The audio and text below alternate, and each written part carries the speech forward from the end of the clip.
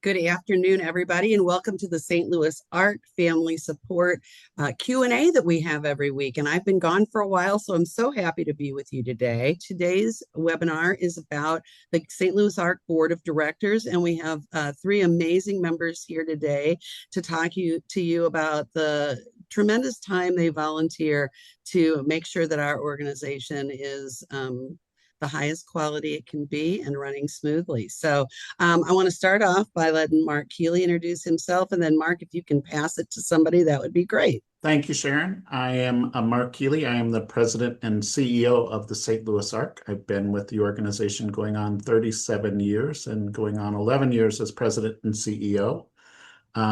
A big part of my job is working with the board of directors, and I'm very fortunate to have an amazing board of directors, three of which are joining us today. I'm going to start with introducing our immediate past chair, which is Sherry Ward. Sherry, you want to introduce yourself? Thank you, Mark. Happy to. I'm Sherry Ward. I am, as Mark said, the most recent past board chair. I've been on the board for over 5 years. I started out on the HR committee, about 15 years plus ago, and I really love the mission of the ARC and just wanted to get even more involved. So hence my position on the board. So happy to be here. Thank you.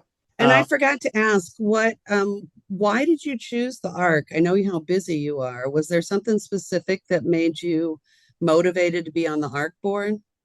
Yeah, actually, so I have 3 boys. They're all out of college now, but many years ago, my twins were actually born with some developmental delays. And so I wanted to actually put my expertise in the HR field to work for an organization so that they didn't have to pay for some things that maybe I could bring value to the people that deliver on that mission. And so that's why I joined the HR committee, so that I could give back and help do some things that really enabled and empowered some of the things we needed to do for the people that serve the ARC very directly as employees. Thank you so much. Your service has been incredible. Tim, you're to her left for me, so let's go to you. Okay, yeah, sure. I'm Tim Crick. I joined the Finance Committee back in 2019. I have a son who's on the spectrum. He actually turns 19 this month. And I knew of the ARC from knowing a couple people in the business world here in St. Louis, and kind of got a meeting with Mark just because, kind of like what Sherry said, was interested in using any skill or contacts I had that could help the organization because I'd heard so much about it. So fortunately, I got that meeting with Mark, and it led to a position on the Finance Committee. And I joined the board in 2024.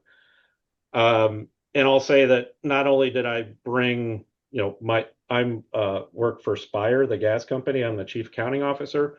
Not only did I feel like I brought some of my expertise to the ARC, I feel like I've also been able to help in other ways, and I've learned not only from the other board members, but the people that the ARC serves. So it's just been a pleasure. Delightful. And Tim, what's your current role on the board? I am the chair of the Finance Committee, and I'm on the Executive Committee. Outstanding. Thank you so much. And last but not least, Courtney Dean. Yes, thank you. So good to be here today. Like Tim and Sherry and many of our fellow board members, my connection to the ARC is also very personal. The history kind of goes back a long way. My uncle was born in the 1950s. He was born with Down syndrome. And when he was born, the doctors told my grandparents that he should be sent away to an institution. And my grandmother insisted that he would come home and be raised with the family. And the ARC, which was kind of in the early days of the agency, became a very important source of support for them. Growing up, my Uncle Dan had a huge influence on me, and I saw how important the ARC's support was for him and our whole family and for the community that got to benefit from Dan being a part of it. And today the connection continues. My nephew receives services from the ARC, and I have quite a few friends with families who benefit from the ARC's work. We've come a long way, I believe, in how our society supports people with developmental disabilities, but we all know there's still a lot of work to do. And I'm just really honored that I get to be a volunteer and play a small role as a board member in supporting the ARC's mission. So I've been on the board for the past 3 or 4 years. I am on the marketing committee, and committees are kind of an important part of the ARC board's role. We can talk about that, but I serve on the marketing committee. And like I said, just really, really honored to be a part of this great organization. You're forgetting you're also the chair-elect of the board. Try, Yes, try to thank try to remember that that's coming up in 2 years. You'll be the chair. Thank you for that reminder, Mark. Yes, I have 2 years to be ready for the role of chair of the board in 2028. So, I want to talk, you've mentioned committees, and I'd love to know a little bit more about board responsibilities. What are some of the expectations that they have for you all to attend meetings, to be in committees? And maybe what are you not responsible for? We talked about that a little bit before we started. Courtney, I'm going to stay with you for the moment, then you can pass it on. yeah, sure. Great. Thanks, Sharon. So, I think at a high level, the role of the board member, there are kind of three big roles that we have. Number one is that we are here to support the mission and the people delivering that mission. So we want to help ensure that the ARC has the resources and the strategy and the leadership that it needs to do its work. Number two is providing independent oversight, helping to safeguard the organization's finances and policies, good governance, and just long-term sustainability. We all know we just celebrated 75 years of the ARC, making sure the organization is in great shape for the next 75 years and beyond. And then the third really important role I think we have is to be ambassadors for the ARC. So I think we all view our role as being out in the community, raising awareness, building relationships, supporting fundraising and advocacy efforts. So we all have very different backgrounds. The 26 board members currently have very different backgrounds, very different networks. And it's really our job, I think, to do a lot of work externally to try to help build connections with the agency as well. Maybe I'll pass it over to Tim. Yeah, sure, Courtney. I think you did a great job covering that.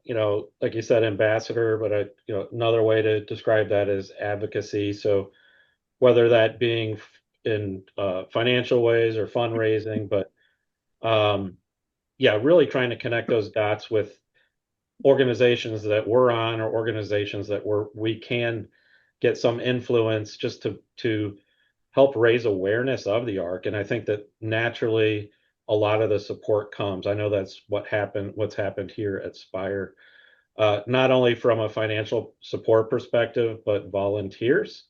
And then those that through awareness, might get services as well. One big project this year too is the Nexus, the building. So when there are big projects like that, we're maybe a little bit more involved rather than the semi-monthly meetings in terms of just getting an update or providing approvals for certain milestones when things need to move forward. But really excited about that. And as Mark has always said, the endowment growth has been phenomenal. And I'd say that the board members, being a fairly new board member, being around those that have been here for much longer, really never even thought it was possible. So now the goals just keep doubling. And as I've gotten to know Mark, he's not shy of achieving a goal. He's always just going to keep moving the bar up. So, and people are hitting those bars. So. Sherry, I don't know if you have anything to add to that, but I know your role is largely HR, at least in the past, but you're served in many roles. It'd be nice to talk about the endowment for just a minute, because I'm not sure everybody knows how much work you all have done on that and kind of why that's important. Yeah, so I think just to go back to the role of the committees, I think it's important to note that the role of the committee really is a source for us to then enable the recruitment of board members. And so it's a really great way for folks to develop, right, an appreciation and understanding of how the ARC works so that they can be of even further service in a role on the board. So that's been a really great source for us to continue to evolve and develop our leadership on the board of directors.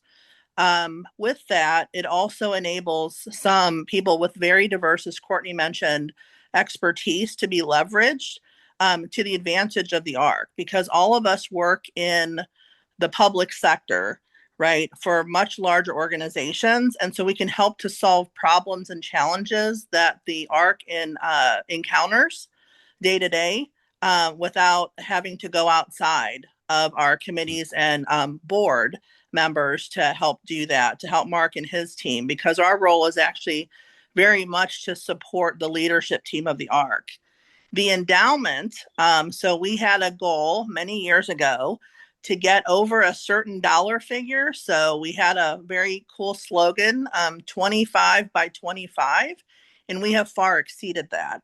So the endowment is really a way for us to create fundamental sustainability for the ARC, so that when things happen, whether it's legislative, economic, or what have you, that we don't have to flounder, as it's so to speak, when we think about the services that we offer. People are relying on those, and we want to make sure we can deliver those no matter what's happening around us that we can't control. So having that endowment in place allows us to be financially stable and to ensure that we can support all the services and programs that not only we have today, but as the need grows, our ability to grow with it. Fantastic. I can remember when we got our first $1 million in the endowment. So to see where it is today is really incredible. And I know our family support team benefits greatly from that. Tim, I'm going to hit on you because you're the newest board member. Can you talk a little bit about, other than the committees, which Sherry, that was a great thing to point out, what kind of orientation did we provide for you to get your feet on the ground as a board member? It was great. There's I'd say, pretty formal process. I actually, in preparation for this meeting, went back to my board orientation 3-binder that Mark had given me. So really invited me to the office there, sat down with me and talked me through the programs, through the history, what it means to be a board member, what the expectations are writing, and what the expectations were from him. So I felt it was a very comprehensive overview. Always very open to offering for, if I wanted to go see a building or go to a home, or see different parts of the services and how they interact with the people that we serve, that those offers were always on the table. And then getting me connected with his leadership and his executive team, and getting to know them in different environments, whether that be, in a formal board meeting we have, or in a less formal setting where you can get to know somebody a little bit better. So great experience. I know that we have board members, you're all family members, and we have a board member that has an intellectual disability. And I just want to add for people out there that we provide some additional accommodations for board members that might need it, to review all the information in advance with someone, make sure that they really can be actively engaged in the board process. I don't know, Mark, if you want to say anything else about that. No, we're committed to always having at least one self-advocate on the board. At least 50% of our board currently has a relationship to somebody with a disability, but it's also nice to have a self-advocate. So we are thoughtful about who we can get, because we want to make sure that whoever is serving in that self-advocacy role on the board, that they understand what's being discussed, and that they are comfortable speaking up and giving their opinions. Years ago, we had a self-advocate on the board, and in our first meeting, that was when we operated on our agency under a different name, and she's like, I don't like the name of this organization. And so she was the one that convinced us that we should drop the acronym and drop the name and just become ARC, like the national chapter. So a self-advocate's point of view is very important to guiding the direction of this organization. We seek input from people that we serve on an annual basis, but having somebody serve on that board is really important to me. Thank you, Mark. And just sharing maybe to piggyback a little bit on Tim's comments too about kind of the orientation and staying connected to the services of the ARC. Mark Keeley and his team does a great job with kind of the onboarding process. So as a new board member walking into really trying to learn what's a big organization doing a lot of things. And so yeah, the binder Tim referenced, I still have mine, and that is super helpful. And then joining a committee. So, our board, we meet every other month roughly, but there's a lot of interaction in between those kind of more formal board meetings. And one of the ways I think that board members stay more engaged with the agency is through that committee structure. So typically board members are on at least one, sometimes multiple committees. And that gives us an opportunity to kind of bring the various expertise and professional backgrounds that we have and kind of roll up our sleeves and work with various staff members of the agency. So that's where I think a lot of important work happens that lets us stay really connected to the organization, typically in a pretty, targeted way.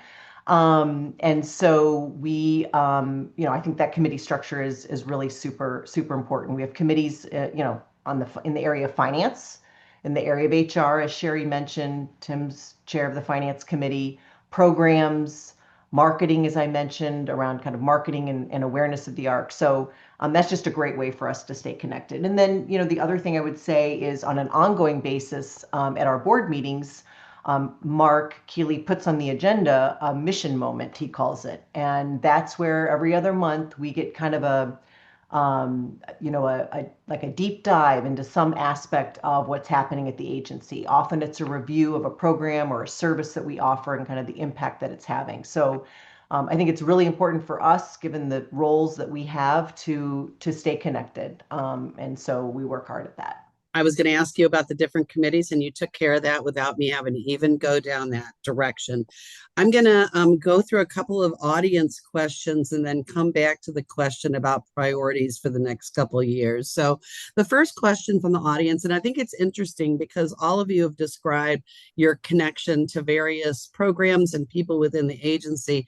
This person wants to know, how can the board bridge the gap between themselves and ARC employees? He said, aside from this presentation, I've never heard what the board does or met any of them. And I think that can be hard when you've got 600 employees. So are there ways that you personally try to connect yourself with services? So at Spire, we've developed a partnership to do some volunteer work. So with the day program, we do have a couple events a year, but really one of my favorites is volunteering with the day program. And we get high demand here at Spire for people just to come out and help have fun that day. The first time I did it, we did a softball tournament and just help play softball, referee, and kind of play the games. And the last couple of years we've done at more of a gym in Chesterfield, where we've done a lot of different games. We had basketball, volleyball, and some that were more tailored for folks that wanted to sit and hang out. So it's given me an opportunity not only to spend time with the people that we serve, but also the employees that were there. So when I'm in that situation, I go out of my way to try to get around and talk to people.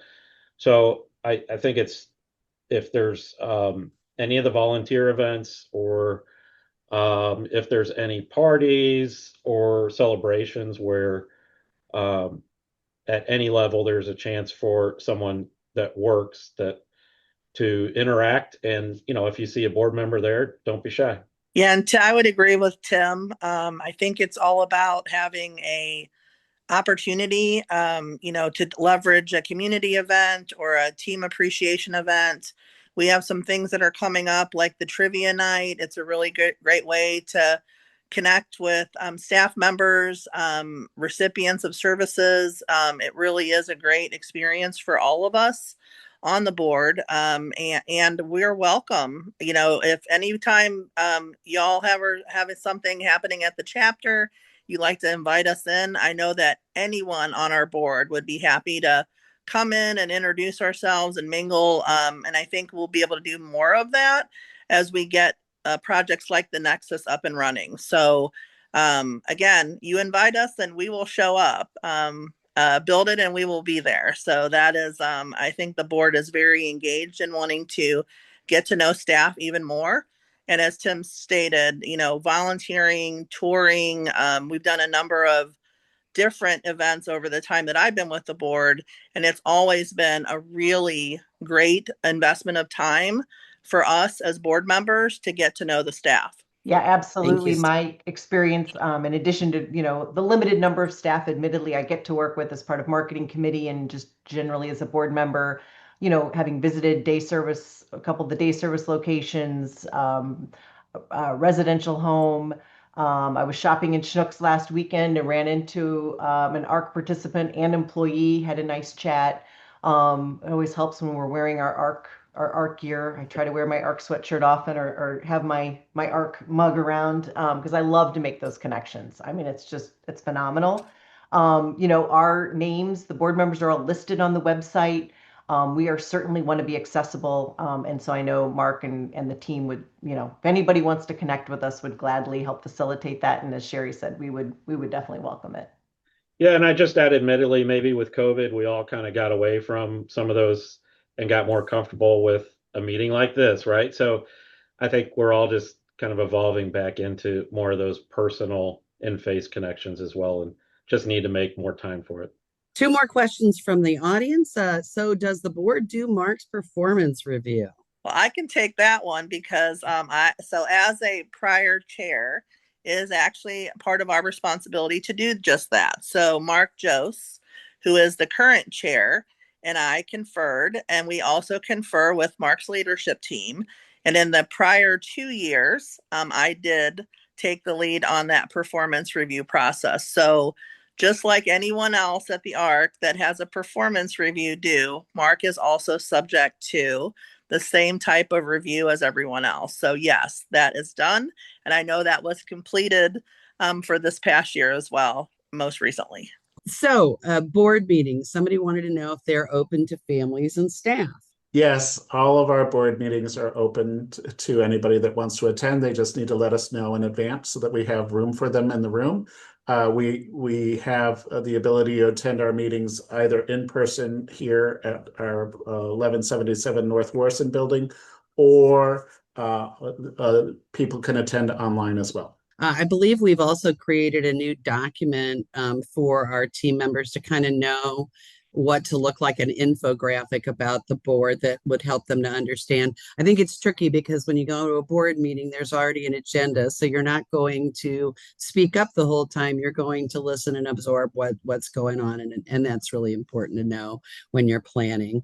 So let's get to the big question. What is going on priority-wise for this year and next year? Tim mentioned the Nexus, which is certainly a big project swirling around for all of us. Maybe Sherry and Courtney, you can bring up some other things that are happening. So, I think one important priority is making sure that the organization stays fiscally agile. A term Mark Keeley likes, and I think we all like too in our roles as fiduciaries of the organization. So our job as board members is to make sure that the agency and all of our people are being good stewards of our financial resources. And we know the policy uncertainty, the environment that we're in today, the challenges that we're facing from a funding perspective. And, as Sherry earlier said, and Tim, it's very important that we have a stable foundation financially for the organization so we can do what we want to do and need to do. And so I think, a lot of the work of the board and the finance committee as a subset of that board is super instrumental in this, is making sure that we are doing all of the planning and preparations, scenario analysis around, what could things look like in the future? Where are we today? What could they look like in the future? And how do we make sure that we are well aligned with the resources that we have and we are well resourced to be able to, maximize the mission. So I think that's a key focus right now for us as board members. And I would add to that, because I'm going to talk from an HR lens for this group, because I think it's important for you all to know that when we think about the ARC, we're always thinking about the team members that serve the mission. So as someone who's been intimately involved in the HR committee for 15 plus years, we always take a look at what we're doing with regard to team members. So we look at making sure that we're staffing appropriately in all the areas for all the programs. We're making sure we're paying competitively for every position at the organization. We're making sure that we're offering valuable programs that you need and that you want. And we evaluate that every year. We also look at development of people as a priority, right? As we think about leadership development, as we think about team member development, we want people who have chosen to be part of the ARC and who fit with the culture and the values of the ARC to continue to flourish with the organization as they serve the mission. So those are primary focus areas that don't change year to year, meaning that our commitment and dedication to making sure we're taking care of the people that take care of the services and programs we offer are paramount every year. So I just wanted to call that out as something that remains a priority and continues to be a focus for everyone. I don't know if it's coming across, but I just want to say, as a staff member and a member of two board committees, the interaction back and forth between staff and board members is quite fluid, and there's a lot of conversation. So as we're setting priorities on the program committee, we have a process before we launch any new program.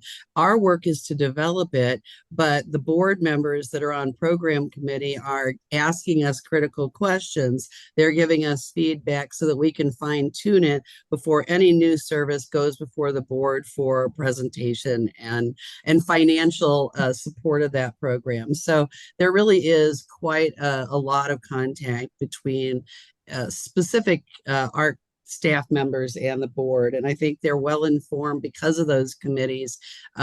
We go back and forth between internal committees like quality and HR, and we both have goals in those same areas around staff. I've got two more questions.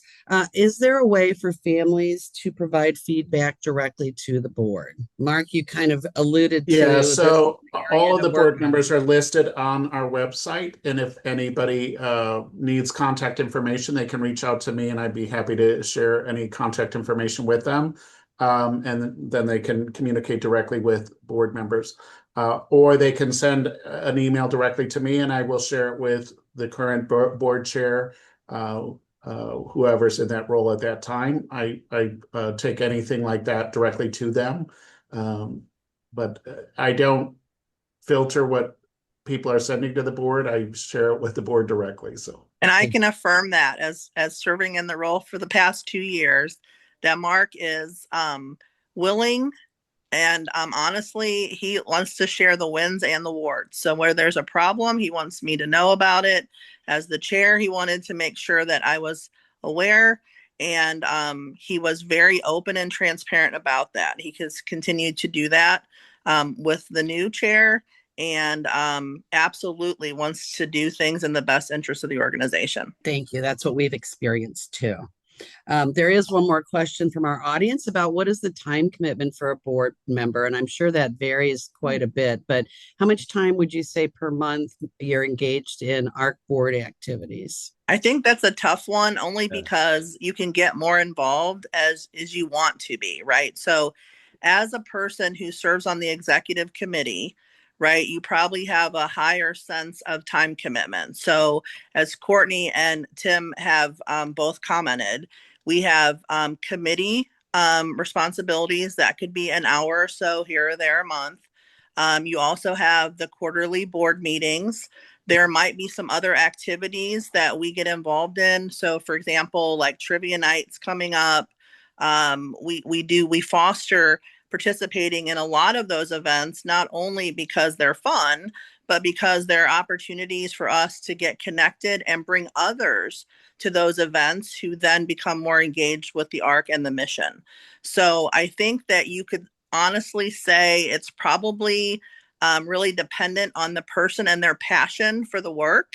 But it can be as little as maybe a few hours a month to more than that, depending on what their role is and what events are maybe transpiring in that particular month. In the manual that they have referenced, I will say that the requirement of board members is that they participate in the board meetings. We have technically 6 board meetings a year, although the one in December is a holiday party.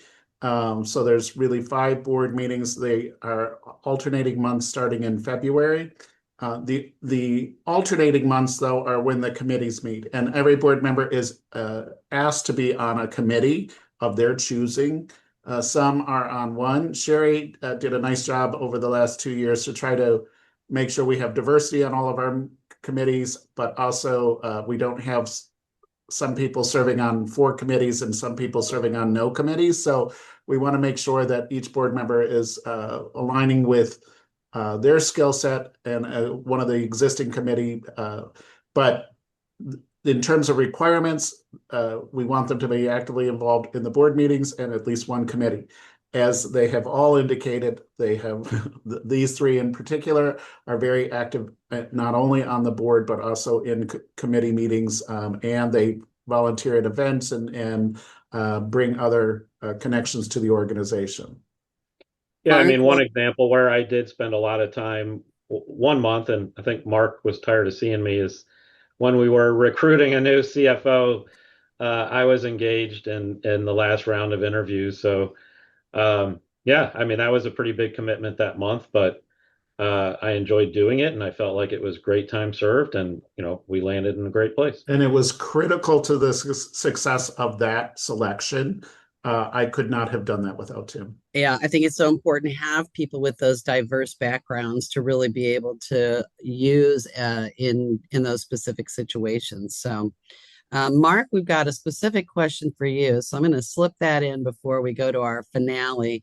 Mark, how do you condense all the good data we have into concise reports or bullet points for these board and committee meetings so that you can make the best use of their time? So each of the vice presidents prepares a report that goes into the board packet that they get just before the board meeting. And that is a summary of everything that's happened since their last board meeting. And all of those reports are written again by the vice presidents. They solicit that input from the directors that report to them, and they're put into that report. Not everybody on the board has time to read these packets because they're very thick packets when we send it out to the board, and they get it 1 week in advance of the board meeting. So we have recently moved Kelsey Knoplo into a data program, a position where she is going to help us analyze data and produce some reports that we'll be able to share with the board and with staff members of what we're achieving in each area. So, but that's one of the areas where we're trying to find ways to do that. But Courtney talked about the mission moment. That's a really key way that we are able to focus in on one part of the agency, one program in the agency, and share with the board all the great things that they do. I'll add too that Mark communicates very well through all these different channels. So weekly on Fridays, I guess before he logs off and goes on his weekend, sends us an email with kind of some of the key things, either good or bad, that kind of happened that week. So, all of us are well versed on what's happening, what we need to be aware of. So by the time we come to the board meeting, it can be at times more of a governance process and a discussion amongst the board versus Mark filling us in on what's going on. Very good practice. And that's trickled down because I get a weekly email now from my supervisor to let me know what all the things are that have been happening. So they've seen that that's been effective as well, I think. I'll wrap up. I have served on boards, and I think it can be such a challenging and hard job, but there's also a great amount of satisfaction from that work. And so I want to ask each of you your proudest accomplishment as a board member. And Sherry, I'm going to jump first to you because you've been on the board the longest, I think. When you think back over the things that you've done to support the ARC, what stands out for you? Yeah, so I think I'm gonna have to cheat a little bit here because I've been on the committee for so long. Early in my time with the committee, before I was even part of the board, I think what my proudest moments were when we redesigned some of the program offerings that we have so we could keep, right, the programs like benefits affordable for our team members and things like that. So some of the things we do behind the scenes, like moving to a self-funded health plan and making sure that we can keep, really great value with regard to what we offer and keep it priced appropriately for our team members to be able to afford all the things that they want. That was probably one of my most favorable initial moments with the org.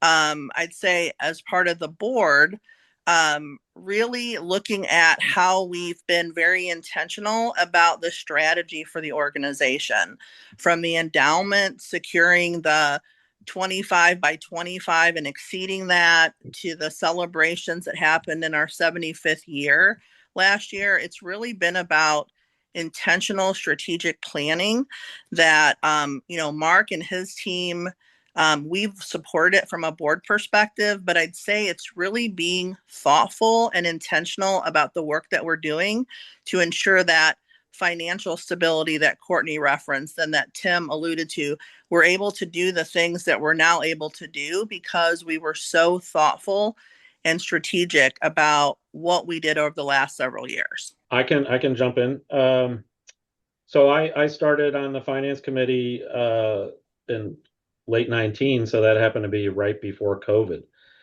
And I've told this story before, but kind of joining the first or second finance committee there meeting, I think we were all going through a little bit of a personal crisis in terms of what now, right? So at that point, it was scary for everybody in the organization about, are we going to survive this? So really just being part of that journey.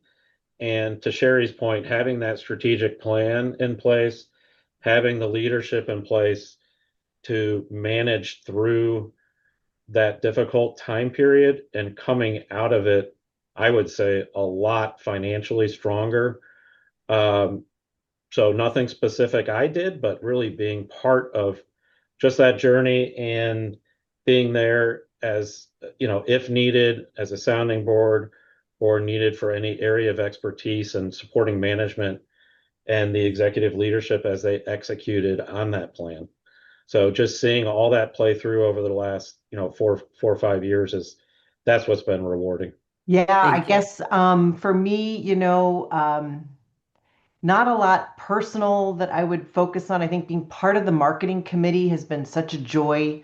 That was a relatively new committee. When I joined the board, we got that committee up and going, and working with, the development team at the ARC, communications team, Sharon and others.